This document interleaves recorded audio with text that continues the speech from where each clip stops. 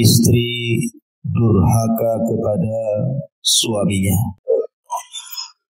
Ma'asyiral muslimat, ibu-ibu yang dirahmati Allah Subhanahu wa taala, kita tahu bahwa tujuan rumah tangga adalah menciptakan dua perkara.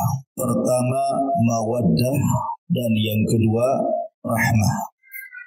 Dan itu difirmankan di dalam Al-Quranul Karim, wa min ayatihi an khalaqa lakum min anfusikum azwaja litaskunu ilaiha wa ja'ala bainakum mawaddatan wa rahmah inna fi dzalika laayatin liqaumin yatafakkarun. Dan dari tanda-tanda kuasa Allah, ayat-ayat Allah, Allah Subhanahu wa taala menjadikan kalian itu berpasang-pasangan. Ada suami, ada istri. Tujuannya adalah waja'ala bainakum mawaddatan wa rahmah, agar Allah Subhanahu wa taala jadikan kepada kalian itu mawaddah, saling mencintai, wa rahmah, saling memberikan kasih sayang sesamanya. Dan itu sebuah tanda kekuasaan Allah bagi orang-orang yang mau berfikir. Ini tujuan orang berumah tangga, maksudnya di dunia. Adapun di akhirat tentu tidak lain dan bukan tujuan berumah tangga itu untuk meraih surga. Karena tujuan rumah tangga itu bukan segala-galanya, tetapi wasilah. Ibarat kapal, kalau seandainya mengarah ke surga, naik di situ. Tetapi kalau kemudian mengarah ke neraka, turun dari situ. Karena rumah tangga itu wasilah dari wasilah amal soleh menuju surga. Itu di akhirat. Tapi di dunia, tujuan rumah tangga itu supaya tenang hatinya karena adanya rasa cinta dan juga kasih sayang di antara pasangan suami istri. Nabi Adam alaihi salatu wassalam ketika diciptakan oleh Allah Subhanahu wa taala, Allah Subhanahu wa taala tinggalkan Adam di surga. Dan surga kurang apa, Bu? Semua ada di surga itu. Mala ainun ra'at wala udhunun sami'at wala khatara ala qalbi bashar. Kenikmatannya tidak pernah dilihat mata, tidak pernah didengar telinga, bahkan terlintas pun tidak. Saking nikmatnya kehidupan surga itu. Makanya orang itu ingin tinggal di surga. Tetapi ketika Adam hidup sendirian di surga, surga yang demikian luar biasa nikmatnya membuat Adam takut. Karena hidup sendirian masalahnya. Makanya kemudian ketika Adam alaihi salatu wassalam tertidur, kemudian terbangun, rupanya di sampingnya ada pasangannya Hawa. Kemudian Adam bertanya kepada Hawa, siapa kamu? Man anti, siapa kamu? Maka Hawa mengatakan, saya Hawa.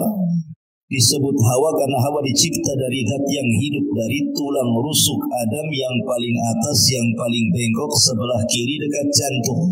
Kemudian Adam bertanya lagi kepada Hawa, kamu diciptakan dari apa? Maka Hawa kemudian menjawab, diciptakan dari tulangmu. Makanya Nabi SAW bersabda, khuliqatil mar'atu min dila'in, bahwa wanita diciptakan dari tulang rusuk laki-laki. Kemudian Adam bertanya lagi, lalu apa tujuan Allah menciptakan kamu? Maka Hawa mengatakan, litaskun ilaika, liaskuna ilaika, agar aku memberikan ketenangan kepadamu. Dari sini Allah Subhanahu wa taala berfirman, wa ja'ala bainakum mawaddatan wa rahmah wa min ayatihi an khalaqa lakum min anfusikum azwaja litaskunu ilaiha wa ja'ala bainakum mawaddatan wa rahmah wa min ayatihi, dan dari tanda-tanda ayat-ayat Allah, Allah menjadikan kalian berpasangan litaskunu, supaya memberikan ketenangan. Jadi ibu diciptakan oleh Allah Azza wa Jalla berpasangan dengan suami ibu itu agar ibu bisa memberikan ketenangan kepada suami. Karena banyak suami itu harusnya ketika berumah tangga dia tenang, malah tidak tenang. Banyak suami-suami yang tidak tenang. Kenapa? Karena pasangannya, istrinya tidak bisa memberikan ketenangan. Lah Hawa itu diciptakan untuk memberikan ketenangan kepada Adam. Ingat ini Bu ya, saya kan konteksnya menasihati ibu. Kalau ada bapak-bapak tentu beda lagi ceritanya. Jadi saya fokus saja ke ibu-ibu ya. Jadi yang diserang ya ibu saja. Ya. Jadi posisi ibu itu litaskun, supaya memberikan ketenangan kepada bapak. Bukan malah kemudian merepoti laki-laki sehingga rumah yang besar, uang yang banyak, kendaraan yang mewah, tidak bisa tenang. Karena itu tidak bisa menenangkan. Harta sebanyak apapun, laki-laki itu, mobil seindah apapun, uang sebanyak apapun, tanah seluas apapun, kalau di sampingnya tidak ada wanita, tidak akan tenang. Dan lebih tidak tenang lagi kalau wanita yang diharapkan ketenangannya tidak menenangkan. Makanya posisi ibu itu harusnya memberikan ketenangan. Jangan sampai kemudian menjadikan suami tidak tenang. Apa yang harus dilakukan oleh ibu? Wa ja'ala bainakum mawaddata wa rahmah. Coba ciptakan rasa cinta. Macam mana suami cinta dengan saya? Macam mana suami sayang dengan saya? Itu kan rahasianya dari ibu. Tidak perlu diajarkan. Karena begini Bu, laki-laki itu ada sisi emosi. Saya selaku laki-laki merasakan.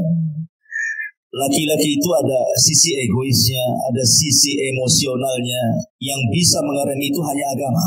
Tetapi kalau kita melihat suami-suami yang ada di umum sana yang kurang pendidikan agamanya, maka terkadang rumah tangga itu jadi pelampiasan. Jadi kalau dia ada masalah di luar, itu sansatnya itu ibu yang jadi objeknya itu. Padahal masalahnya di luar. Sampai ada kisah seorang laki-laki menceraikan 5 wanita sekaligus. Pernah dengar Bu? 5 wanita sekaligus, 4 istrinya, 1 istri tetangganya. Gimana caranya itu? Kok bisa menceraikan istri tetangganya? Jadi laki-laki ini dia ada masalah di luar. Mobilnya mogok. Kendaraannya tidak sampai ke perusahaan. Dia sudah emosi dengan mobilnya. Ketika dia emosi, telepon pula istri pertamanya, omongannya gak enak. Akhirnya dia berjanji untuk menceraikan istrinya. Pulang dia. Sampai di rumah, mana istriku yang pertama? Datang istri yang pertama, kenapa kau ngomong begini begitu? Anti talik, saya ceraikan kamu. Satu tuh kena cerai. Datang istri keduanya, kaget. Bang, salah apa istrimu tuh? Kenapa kau ceraikan dia? Bertakwalah kau kepada Allah. Marah lagi, namanya lagi emosi Bu. Dipanas-panasi makin emosi. Oh kalau gitu kau ceraikan juga kau. 2 lah diceraikan. Datang lagi istri ketiganya. Kemudian ketika melihat 2 istri diceraikan, a'udzubillah, aku berlindung kepada Allah. Kenapa kau ceraikan 2 orang itu? Kamu juga ingin cerai? Aku ceraikan juga. 3 lah tuh. Datang istri keempatnya mengatakan, Bang, kau sudah ceraikan 3 istrimu, sekarang tinggal aku. Ceraikan juga aku. Akhirnya diceraikan. Oh kau minta cerai juga? Anti talik, kalau gitu ku ceraikan juga kamu. Datang istri tetangganya, dengar kan, kok ribut-ribut. Ketika melihat laki-laki itu, kata istri tetangganya, a'udzubillah, fulan, aku berlindung kepada Allah. Bagaimana bisa kau menceraikan dalam sekejap 4 istrimu? Lagi emosi Bu. Oh kalau gitu saya ceraikan kamu sebagai wakil suamimu kalau suamimu mengizinkannya. Datang suaminya, aku izinkan. Coba ingat. 5 perempuan dicerai dalam satu waktu. Itulah kisah seorang laki-laki menceraikan 5 istri. Gara-gara emosi. Artinya begini Bu, dalam kondisi apapun, ibu tidak tahu suami itu ada masalah apa di luar. Makanya kenapa seorang wanita itu digunakan atau difungsikan oleh Allah untuk memberikan ketenangan. Lihat Khadijah. Ketika Nabi SAW dalam kondisi ketakutan. Kemudian dia datang kepada Khadijah dan mengatakan, Dasiruni, selimuti aku, kata Rasul. Maka Khadijah pun menyelimuti Rasul dan masuk dalam selimut itu juga. Kenapa kemudian Rasul minta diselimuti? Karena salah satu yang bisa menenangkan itu selimut. Orang lagi takut, biasanya sembunyi di balik selimut itu mengurangi sedikit lah. Baru setelah tenang, baru Khadijah pun kemudian bertanya ada apa? Maka Rasul menceritakan. Khadijah langsung mengatakan, Wallahi demi Allah, engkau tidak mungkin dihinakan Allah. Orang sepertimu, orang baik gak mungkin dihinakan Allah dengan peristiwa seperti ini. Karena bagaimanapun Rasul belum tahu makhluk yang bersayap yang segede apa gitu ya, sayapnya saja terbentang antara ufuk ke ufuk gitu ya. Bisa saja syaitan, bisa saja iblis, bisa saja jin, bisa saja apa kan tidak tahu. Sehingga wajar ketakutan. Karena belum tahu kalau itu adalah malaikat masalahnya. Kalau sudah tahu itu Jibril, ya nggak mungkin ketakutan Rasul kan itu. Maka Khadijah hanya mengatakan, wallah la yuhzika Allahu abada. Demi Allah, orang sepertimu tidak mungkin dihinakan Allah Subhanahu wa taala. Engkau ini orang yang suka menghormati tamu, menyambung silaturahim, membantu orang, macam-macam sifat Rasul yang baik. Kemudian disampaikan Khadijah kepada Rasul sampai Rasul kemudian tenang. Begitulah seorang wanita. Jadi ciptakan al-hub, perasaan cinta dan juga kasih sayang. Sampai ada satu kisah. Jadi ada seorang tua yang sudah tua, seorang ibu yang sudah tua, Bu, tinggal di Amerika. Ceritanya tinggal di Amerika, di negeri kafir. Ibu ini sedang sakit, sudah nenek-nenek, sudah tua, sakit. Kemudian ada seorang wanita muda merawat dia setiap hari. Merawat dia setiap hari. Terkadang menyuapi, ngurutin, mijitin, menghibur dengan kata-katanya. Baik sekali wanita muda ini kepada ibunya ini. Jadi susternya itu heran gitu ya. Karena setiap hari asik dia saja. Seolah-olah nggak ada keluarga lagi ibu ini. Asik dia lagi gitu. Jadi dia bertanya, siapa kamu? Apa nggak ada keluargamu? Kenapa kamu terus yang menjaga ibumu ini? Katanya, perempuan muda ini bukan ibu. Jadi kagetlah suster ini ya. Karena perlakuan anak ini persis seperti ibunya sendiri gitu ya. Memberikan kasih sayang, ngasih makan, begitu seterusnya lah. Jadi perawat kafir ini heran. Bukan ibunya tetapi memperlakukan lebih daripada ibunya. Jadi perawat ini tanya, kamu ini siapa? Maka maksudnya ibu itu siapanya kamu gitu ya. Kata wanita muda itu, aku ini seorang muslimah. Aku ini seorang wanita muslimah. Ibu ini adalah mertuaku. Dia adalah ibu daripada suamiku. Jadi ketika mendengar nih suster ini bahwa itu bukan ibunya tapi mertuanya, bukan yang melahirkannya tetapi sayangnya begitu luar biasa. Kok bisa gitu ya? Akhirnya dia berpikir, demi Allah, kata suster kafir ini, aku punya ibu. Kemarin pun sakit tetapi aku tidak pernah menjenguknya. Terkadang hanya aku lewat WA saja, semoga lekas sembuh. Tapi tidak pernah datang, apalagi sampai sepertimu menyuapi, menghibur, memijiti dan begitu seterusnya gitu ya. Maka seorang wanita muslimah ini mengatakan, demi Allah, bahwa aku berbuat baik kepada mertuaku ini karena ini bagian daripada hakku berbuat baik kepada suamiku. Wow, ketika mendengar indahnya syariat Islam ini, akhirnya kemudian suster kafir ini masuk Islam. Lihat. Jadi ketika ibu ini berbuat baik kepada orang tua suami, maka ibu harus menganggap orang tua suami itu sama dengan ibu sendiri. Dan itu bagian bahwa ibu sedang melaksanakan hak sebagai seorang istri kepada suaminya. Ini di zaman ini tidak aneh gitu ya. Suami ini kirim uang sama ibunya, ibu pula yang emosi. Ya kan? Jangan banyak-banyak bang kalau ngirim itu. Ini rumah belum selesai, kulkas belum dibeli, sepeda motor belum lunas, tanah sebelah belum dibeli. Aduh semua, pengen semuanya. Itu namanya ngajari durhaka suami kepada orang tua namanya. Nggak boleh. Yang ada ibu menjadikan mertua itu sama sayangnya dengan kepada ibu sendiri. Itu yang harus dilakukan sebagai hak seorang istri kepada suami. Ya. Masyaallah muslimat, ibu yang dimuliakan Allah Subhanahu wa taala. Makanya juga ada satu kisah nanti kita sebelum masuk, kisah luar biasa ini. Jadi satu sisi ini seorang wanita percontohan kepada ibu-ibu yang lainnya ya. Ada satu kisah saya baca dalam kitab, lupa kitabnya. Tapi ini kisah nyata gitu ya. Jadi ada seorang wanita muslimah, akhlaknya baik sekali, sayang dengan suaminya, cinta dengan suaminya. Pokoknya luar biasa. Dia tidak pernah mengecewakan suaminya, tidak pernah kata-katanya menyakiti suaminya. Dia berusaha tidak ada pertengkaran dalam rumah tangganya. Satu hari pun tidak pernah bertengkar dia. Jadi ada feedback, karena istrinya juga baik, apalah yang kurang dari istriku. Tetapi yang kurang dari istrinya adalah istrinya tidak bisa melahirkan.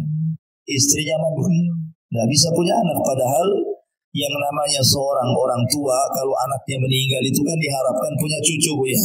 Tetapi ketika anaknya tahu tidak punya anak, kan kadang-kadang orang tua itu sedih.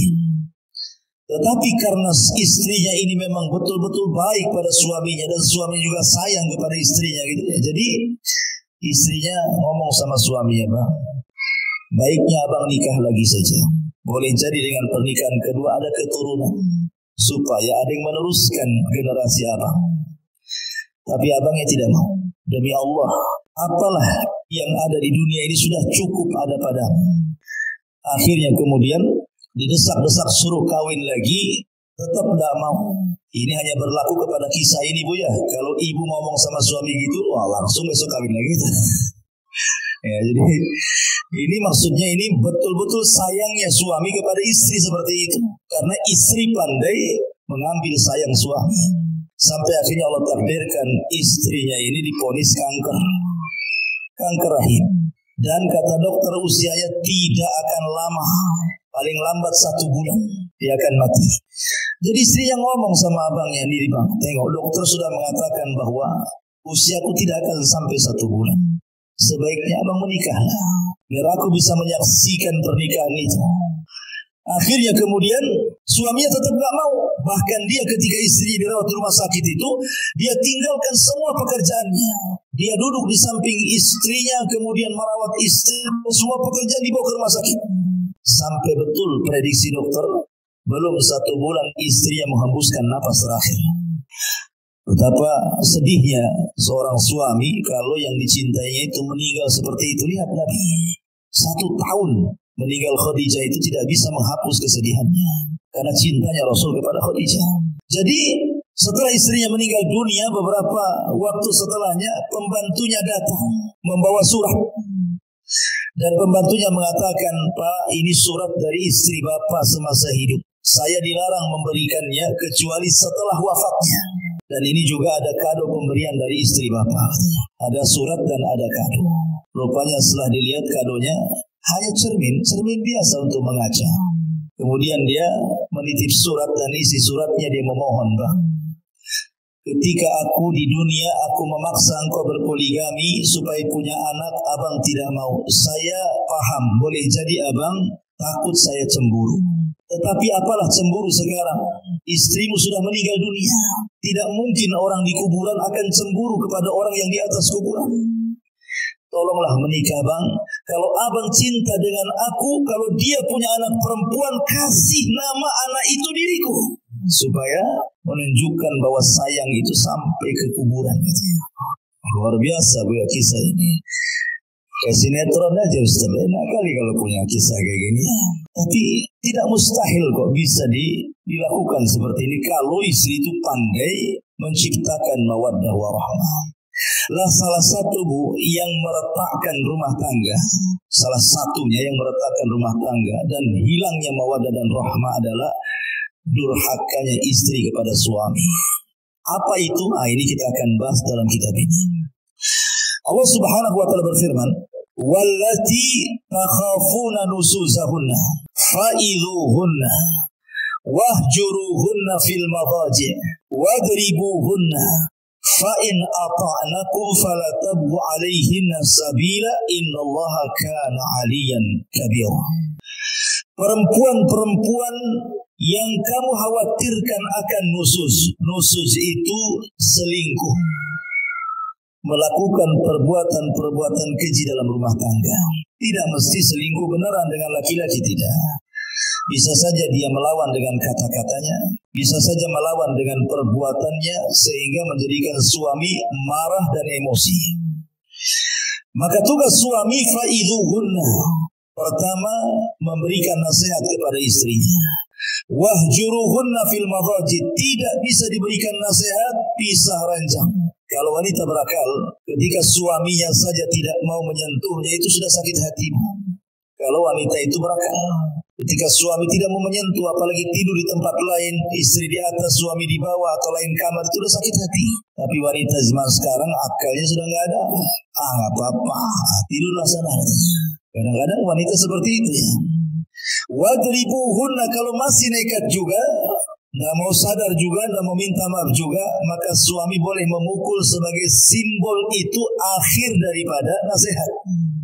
Maka boleh seorang suami menceraikan. Kalau sudah dipukul, fa'in ata'nakum, kalau memang istrinya taat lagi, bertobat lagi, fala tabghu 'alaihinna sabila. Maka tidak boleh mencari jalur cara untuk supaya rumah tangganya retak. Innallaha kana 'aliyan kabira. Karena Allah zat yang maha tinggi lagi maha besar.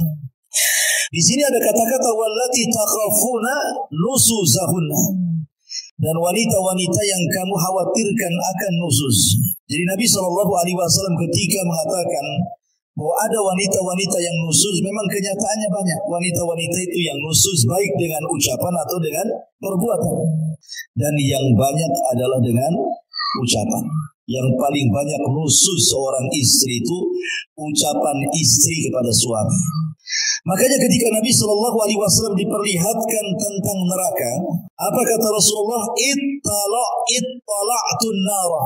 Aku diperlihatkan neraka, kata Rasul. Fa'idha aktsaru ahlihan nisa. Rupanya kebanyakan penduduknya wanita semuanya. Ada laki-laki tapi banyak wanitanya. Kemudian sahabat bertanya, apakah mereka kufur kepada Allah? Maksudnya tidak salat, tidak puasa, tidak zakat, tidak ibadah, tidak baca Quran gitu ya. Kata Rasul, tidak. Mereka rajin salat, sebagian mereka rajin puasa, sebagian mereka rajin sedekah, sebagian mereka rajin ibadah. Pokoknya hak dia dengan Allah tidak dikurangi. Lalu kenapa mereka bisa masuk neraka? Maka Rasul mengatakan walakinnahunna yakfurnal ashir. Karena mereka wanita itu suka kufur dengan suami dengan kata-katanya. Ingat, di sini dengan kata-katanya. Karena biasanya lisan kalau nyakiti orang lebih berpengaruh dibandingkan yang lainnya. Kemudian Nabi SAW ditanya gitu ya, bagaimana bentuk kufurnya? Maka bentuk kufurnya adalah apabila seorang suami banyak melakukan kebaikan kepada ibu, kemudian ada kesalahan satu hari, tiba-tiba ibu mengatakan, engkau belum pernah berbuat apa-apa kepada saya. Abang ini sebenarnya tidak cinta sama saya. Abang ini tidak pernah memberikan perhatian. Abang ini begini-begini. Intinya bahwa menghapus semua kebaikannya. Harusnya seorang istri sebelum ngomong yang nyelekit kepada suami itu la yafruqu mu'minatun mu'minun mu'minatan. Baik seorang istri memandang suami, suami memandang istri, sebelum mengeluarkan kata-kata itu, Bu, timbang pasangannya itu. Baiknya seberapa, buruknya seberapa. Kalau seandainya keburukannya hanya 30%, kebaikannya 70%, lalu kenapa kemudian ibu ngomong seperti itu? Itulah yang disebut dengan insaf dalam rumah tangga namanya.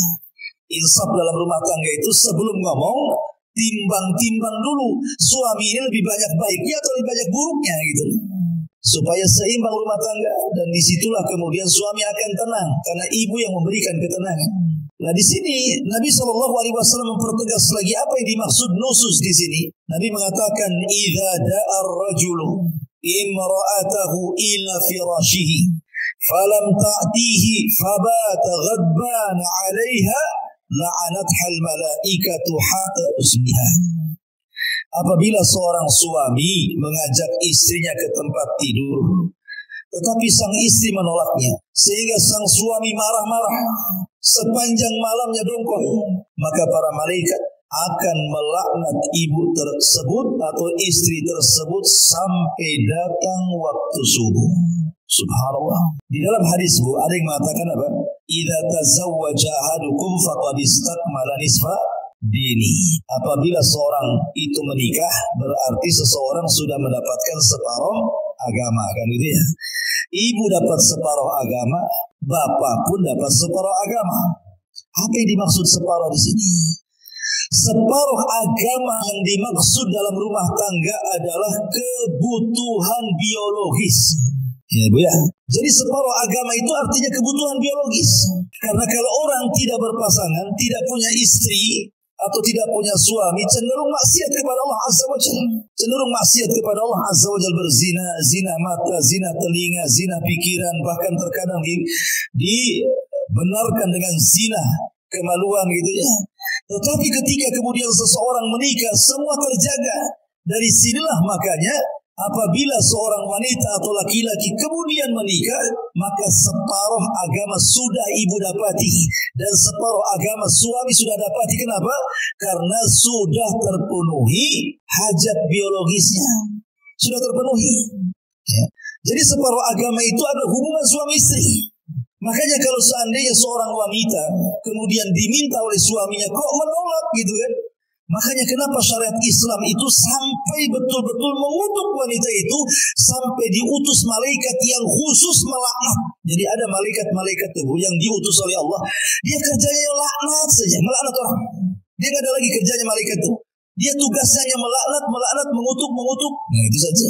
Dan salah satu malaikat itu yang suka melaknat dan mengutuk itu akan mencari ibu-ibu di malam hari. Siapa yang suaminya dongkol gara-gara ibu, siapa yang suaminya marah gara-gara ibu, gara-gara hubungan ranjang, maka malaikat itu akan terus mengutuk ibu walaupun ibu sedang tidur sampai subuh. Bayangkan kalau Allah takdirkan ibu tidak bangun lagi itu. Ibu meninggal dunia sementara sedang dikutuk-kutuk malaikat, apa jadinya? Ya. Makanya di sini kenapa kemudian Imam Zahabi rahimahullahu taala memasukkan durhaka kepada istri dalam bab hubungan suami istri yang khusus itu bagian daripada dosa besar. Dalam riwayat yang lain, idza batatil mar'atu hajiratu firasha zawjiha la'anatha al-malaikatu. Apabila sang istri semalam menjauhi tempat tidur suaminya, maka para malaikat akan melaknatnya. Maksudnya kalimat menjauhi ini Bu, bisa secara hissi, bisa secara maknawi. Secara hissi, ibu pindah ranjang, ya, dengan alasan apalah, tidak mau tidur sama suaminya. Itu secara hissi. Secara maknawi gitu ya, suami tidak tertarik sama ibu. Ya maaf, mungkin kadang suami tidak suka dengan istri, mungkin ngoroknya keras gitu kan. Ada istri itu ngoroknya 1 kilo kedengaran, kok gitu kan. Suaminya baru datang capek-capek, harusnya itu kan. Istri kan di rumah gak ngapa-ngapain, ya kerja juga sama. Kalau bisa itu kalau tahu memang ibu tukang ngorok, biarkanlah suami tidur dulu, kan gitu ya. Baru ibu tidur. Sebab kalau ibu tidur dulu, udah suami capek kena ngorok, ibu kan double tuh. Ya, capeknya itu kan. Dongkol di perusahaan, dongkol pula sama ibu. Ya, artinya ada menjauh secara maknawi. Atau mungkin dandanan ibu kurang menarik gitu. Sehingga kemudian suami ini tidak suka. Malas tengok ibu, habis di jalan dia nengok perempuan-perempuan seksi, sampai di rumah pula ibunya malah menggunakan pakaian-pakaian gak jelas atau malas dandan, badannya tidak wangi, pokoknya gak selera lah ibaratnya gitu ya. Itu juga maknanya menjauh secara maknawi itu. Kalau isi jelas-jelas ya umpamanya tidur di bawah aja lah kan gitu ya. Tapi secara maknawi ini yang banyak ini biasanya. Ya, karena seolah-olah karena sudah rumah tangga lama, anak sudah 3, 4 gitu, suami tidak mungkin ini juga, asal-asalan tidak begitu. Nabi SAW itu ketika menikah dengan Aisyah radhiyallahu anha sudah tua gitu ya. Dan sebagian istri Rasul juga banyak yang sudah tua. Tapi mereka mencontohkan bagaimana menjadi seorang istri Nabi dan akan dicontoh oleh istri-istri umat Nabi SAW sampai hari ini. Maka bahagiakan suami. Kemudian Rasul juga mengatakan, "Walladzi nafsi biyadi, ma min rajulin yad'u imra'atahu ila firashiha, fata'ba 'alaihi illa kana alladhi fis sama'i sakhitan 'alaiha, hatta yarda anha zawjuha." Demi zat yang jiwaku berada di tangannya, ketika ada seorang suami mengajak istrinya ke tempat tidur tetapi sang istri mengabaikannya, maka zat yang ada di langit akan murka kepada wanita tersebut sampai suaminya ridha kepadanya. Bayangkan zat yang ada di langit. Siapa? Allah. Allah akan murka. Ya. Pertama malaikat sudah murka, ini zat yang maha pencipta murka kepada kita, ini kan luar biasa. Kalau Allah sudah murka, siapa yang bisa meredam kemurkaan Allah? Makanya kenapa kemudian Imam Zahabi memasukkan minal kabair, dosa besar. Bahkan dalam riwayat, la yahillu limra'atin an tasuma wa zawjuha syahidun illa bi'idni wa la ta'dhana fi baitihi illa bi'idni. Tidak halal artinya haram. Ketika Rasul mengatakan tidak halal, berarti kebalikannya haram. Seorang wanita berpuasa sunnah sementara suaminya hadir. Suaminya tidak kerja, suaminya di rumahnya. Tidak boleh. Kecuali izin daripada suaminya. Izin pun kalau seandainya paginya diizinkan, kemudian siang dia minta, batalkan Bu. Bagaimanapun melayani suami hukumnya wajib. Tapi puasa sunnah ya sunnah. Al-wajib muqaddam ala sunnah. Yang wajib lebih diutamakan dibandingkan yang sunnah. Jangan banyak alasan lah. Kan abang tadi izinkan pagi, masa sekarang? Nggak usah ada alasan. Ngapain tak buat alasan? Ibu ini kan puasa cari pahala. Ini pahala yang lebih besar di hadapannya. Kenapa pula mempertahankan pahala yang kecil, mengabaikan pahala yang besar? Kan aneh jadinya. Ya. Nah, itu juga sebuah perhatian, karena sekali lagi bahwa salah satu tujuan berumah tangga itu menciptakan kebahagiaan, dan 50%-nya bicara tentang biologis hubungan suami istri. Ya. Kemudian juga Nabi mengatakan, "Lau kuntu amiran ahadan an yasjuda li ahadin la amartul mar'ata an tasjuda li zawjiha li idhami haqqiha." Kalaulah saja aku dibolehkan untuk menyuruh seorang agar sujud kepada yang lainnya, niscaya aku perintahkan istri sujud kepada suaminya karena besar haknya. Begitulah. Maka jangan pernah menentang ajakan suami. Jangan pernah ada alasan, saya ini capek Ustaz, dari pagi lah saya ini masaklah, inilah itu dan lain sebagainya. Ya kan? Memang hidup di dunia kan capek, Ibu. Siapa yang tidak capek? Hidup di dunia ini capek. Nggak ada yang tidak capek. Ya kan? Semua jadi ibadah gitu ya. Makanya sekecil apapun dalam urusan rumah tangga itu jadi ibadah, Bu. Contoh, Bu, pandangan, an-nazar. Apabila seorang pasangan memandang pasangannya yang lain, suami memandang istrinya, istri memandang suaminya, nazaran, dengan pandangan yang menyenangkan, maka Allah akan buat pandangan itu menjadi pandangan rahmat, Bu. Jadi kalau ibu memandang suaminya karena sayang, karena cinta, maka Allah ganti pandangan ibu itu menjadi pandangan rahmat kepada suaminya. Ya, Bu ya. Jadi jangan sekali, kadang-kadang gara-gara masalah kecil pandangan sudah berbeda. Istrinya pengen dibelikan apa sama suaminya kan, mungkin sudah janji tak sebulan 2 bulan mau belikan cincin umpamanya gitu ya. Bang, abang kan udah janji mau belikan cincin 5 gram jadilah bang. Kata abangnya, nantilah, belum ada uang. Mulai pandangannya sinis, beda tuh. Kan? Jangan, Bu. Ya, jangan seperti itu. Kalau bisa stabilkan sajalah pandangan itu.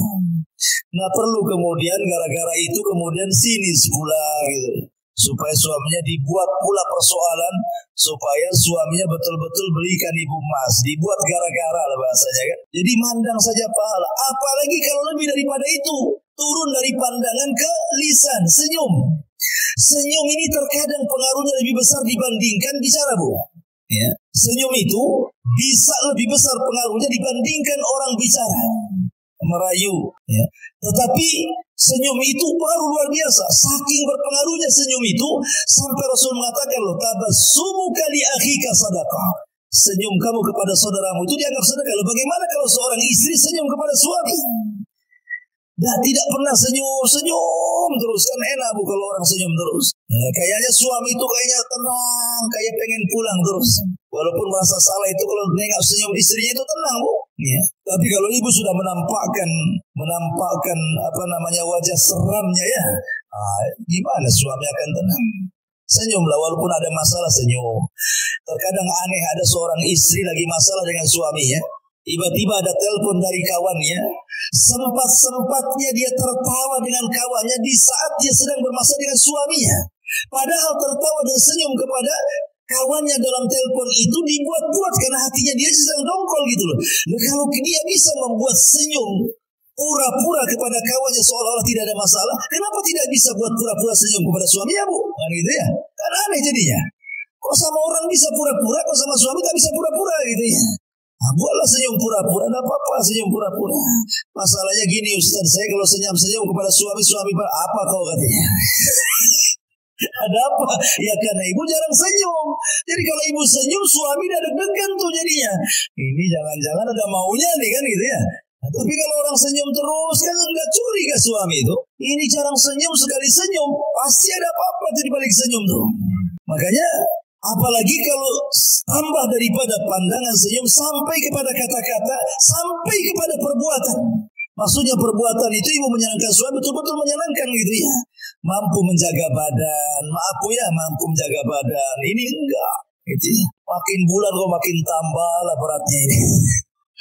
Timbangannya sampai jarumnya nggak ada lagi angkanya. Ya. Jadi jagalah penampilan. jaga pakaian, jaga semuanya, nggak masalah. Saya sudah tua, Ustaz. Nggak ada agama itu, nggak ada tua, nggak ada muda. Ya. Agama itu semua sama. Ya. Mau tua, mau muda, mau baru kawin, mau sudah lama kawin, semua sama. Karena inti rumah tangga itu adalah mencari redha. Sementara suami itu ibaratnya ibu bagi suami. Kalau keridhaan Allah itu di tangan seorang ibu bagi suami, maka keridhaan Allah bagi istri ada di tangan suami. Mana dalilnya? Lihat hadis selanjutnya. Unduri aina anti minhu fa innahu jannatuki wa naru. Berkata Aman bin Muhsan, aku pernah menceritakan suamiku kepada Nabi SAW. Lalu dia mengatakan, kata Nabi SAW ketika dia mengatakan, bagaimana kondisimu dengan suamimu? Kata wanita ini, aku sudah berusaha keras membahagiakan suamiku kecuali apa yang aku tidak sanggup, kata wanita ini. Maka Rasul bersabda, lihatlah di mana posisimu di hadapan suamimu. Karena suamimu bisa menjadi surgamu dan juga bisa menjadi nerakamu. Jadi yang menentukan surga dan neraka seorang anak wanita itu, istri itu adalah suaminya, beda dengan suami. Kalau suami yang menentukan surga dan neraka ibunya, orang tuanya, karena haknya lebih besar dibandingkan kepada istri dan anaknya. Beda dengan istri, ya kan? Kalau istri yang lebih berhak kepada suami. Adapun orang tuanya nomor 2. Kalau suami orang tuanya nomor pertama, istri dan anaknya nomor kedua. Makanya di mukadimah saya katakan jangan ibu ajari suami durhaka kepada orang tua. Jangan. Laki-laki itu berakal, Bu. Dia tahu bagaimana cara membahagiakan. Ya. Walaupun sebenarnya orang tua, dimanapun orang tua, Bu, ketika melihat anaknya sukses itu pasti dia senang. Dia senang. Terkadang ada sebagian orang tua itu tidak peduli dengan anaknya. Mau anaknya itu public figure, mau anaknya itu mungkin punya jabatan, punya pangkat, pemimpin. Kadang-kadang nggak peduli orang tua itu. Orang tua itu hanya menyekolahkan anak itu supaya anaknya jauh lebih baik dibandingkan orang tuanya. Apalagi orang-orang tua di desa yang tahu bahwa kita ini anaknya, gitu saja, nggak peduli ibu ini jadi apa, ini suami jadi apa, nggak peduli. Seorang tua itu di mana-mana hanya ingin diberikan kasih sayang kepada dia, gitu ya, dari anaknya. Maka ibu jangan ajari durhaka seorang anak kepada orang tuanya. Arahkan, ingatkan kalau perlu, Bu. Bang, gimana orang tuanya? Gimana? Udah dikirim belum? Udah ditelepon belum? Begitu ya. Ini didoakan belum? Terus kalau sudah meninggal sedekahlah untuk orang tua abang. Begitu harusnya. Bukan ngalang-ngalangi gitu ya. Makanya penting sekali. Mungkin saya pernah cerita ya, saya dengar salah satu ustadz itu, Ustadz Pekanbaru kalau nggak salah itu, menceritakan tentang aduan seorang ibu kepada anaknya. Gara-gara anaknya itu dilarang-larang istrinya tidak boleh nelpon sama orang tuanya. Padahal anaknya ini sukses, secara dunia sukses. Jadi ibunya itu nelpon dari kampung, Assalamualaikum nak, waalaikumsalam. Kata ibunya, nak, sudah lama hampir 1 tahun kau tidak telepon aku. Kata anaknya, iya Bu, alasannya sibuk pekerjaan. Padahal istrinya yang menghalang-halangi itu. Kemudian ibunya yang mengatakan, ya sudah, yang penting kau sehat-sehatlah di situ dengan anak binimu. Kemudian 2 bulan selang ibunya telepon lagi. Dengar berita bahwa anaknya bisa beli mobil. Oh, senanglah ibunya. Dia mengatakan, nah saya dengar kau beli mobil bagus. Kata anaknya, iya, alhamdulillah, kau pandai menyenangkan anak istrimu. Lihat, orang tua itu di mana-mana. Kalau dia berakal, Bu, ketika suaminya bisa menyenangkan anak istrinya, itu senang dia. Ya. Beda dengan seorang istri apabila seorang suami menyenangkan orang tuanya, tidak senang. Ada istri-istri yang kayak gitu tuh, tidak senang. Tapi kalau orang tua, kalau seorang suami sendiri menyenangkan keluarganya, senang dia. Kenapa? Punya anak yang bertanggung jawab. Kemudian ditelepon lagi gitu kan. Nah saya dengar kau punya baru beli rumah gitu ya. Alhamdulillah, aku pandai bertanggung jawab. Akhirnya sampai kepada ceritanya mengagetkan karena rupanya istrinya ini suka dengan binatang. Suka dengan anjing pula istrinya itu. Jadi suaminya belikan anjing lah. Tak tanggung-tanggung harganya 40 juta, beli dari Belanda lagi. Wah, banyak kali itu. Beli anjing saja 40 juta. Impor lagi dari Belanda. Akhirnya terdengar sama ibunya. Teleponlah ibunya. Nah, apa benar kau beli anjing 40 juta dari Belanda? Kata anaknya, betul bu. Dia nutup-nutupi istrinya. Kata ibunya, dengarkan nak, ini wasiat ibu terakhir kali ya. Kau beli anjing harga 40 juta. Kau buat tempat yang indah untuk anjingmu. Kau beli makan untuk anjingmu pagi, siang, sore, malam. Kau rawat anjingmu pagi, siang, sore, malam. Demi Allah nak, kalau seandainya Allah subhanahu wa ta'ala wafatkan ibumu ini, kemudian Allah ciptakan kembali ke dunia, demi Allah, ibu tidak mau tercipta menjadi seorang manusia, hanya ingin tercipta menjadi seekor anjing supaya ibu bisa melihatmu. Oh, bayangkan. Saking sakit hatinya seorang ibu itu, ya. Padahal doa seorang ibu itu satu kali saja, bu. Satu kali saja seorang ibu itu berdoa, kata Imam Syafi'i, itu sudah cukup. Bisa membahagiakan rumah tangga anaknya. Tapi orang tua hari ini banyak mendoakan kebaikan orang tua, bukan hanya sekali, tapi tidak diijabah oleh Allah. Kenapa? Karena anak terlampau banyak menyakiti orang tuanya, sehingga doanya tidak diijabah. Padahal yang namanya orang tua kandung itu cuma satu, bu. Ayah kandung pun cuma satu. Nggak ada ibu kandung, ayah kandung kedua, itu nggak ada ceritanya. Artinya bahwa kalau masih hidup dan dekat, kunjungi, ajak suaminya. Kalau jauh telepon, seringlah telepon. Kalau memang sudah meninggal, ajak ke kuburannya, ziarah, kemudian berdoa, bersedekah, kan begitu. Lah harusnya istri mendorong suaminya untuk melakukan seperti itu. Kemudian Rasul mengatakan, la yanzurullah ila imra'atin la tashkuru li zawjiha wa hiya la tastaghni anhu. Allah tidak akan melihat kepada seorang istri yang tidak bersyukur kepada suaminya sedangkan ia masih membutuhkan suaminya. Dia butuh suaminya tapi dia tidak sayang. Ini wanita terlaknat ini. Dan yang terakhir, man kharajat min baiti zawjiha la'anathal malaikatu hatta tarji'a aw tahtub. Barang siapa seorang istri yang keluar dari rumah suaminya tanpa izin suami, maka para malaikat akan melaknat hingga dia kembali atau bertobat. Banyak istri gara-gara bertengkar dengan suami dia nggak sabar, akhirnya ditinggalkan suaminya pulang ke rumah orang tuanya. Itu kan banyak tuh kasus-kasus kayak gitu, bu ya. Dia tidak baca hadis ini, ya. Allah laknat. Kalau ada permasalahan dengan suami, maka cobalah cari solusi berdua. Kalau tidak sanggup, maka libatkan keluarga. Atau mungkin ustaz-ustaz, atau mungkin wejangan-wejangan dari tokoh-tokoh yang mungkin dekat dengan suami, atau bisa mendamaikan, atau bisa menenangkan. Yang jelas jangan terburu-buru keluar, apalagi tanpa izin suami. Itu ada masalah. Tidak ada masalah saja tapi laknat. Makanya biasakan keluar ke tetangga saja, izin sama suami. Walaupun suami lagi kerja WA lah gitu, bang saya mau ke rumah tetangga gitu ya. Minta izin, apa salahnya? Apalagi jauh, apalagi ada masalah. Ya, maka ini harus diperhatikan dosa besar yang seperti ini, karena bagaimanapun itu penentu surga dan neraka ibu di hadapan suami. Wallahu a'lam bishawab.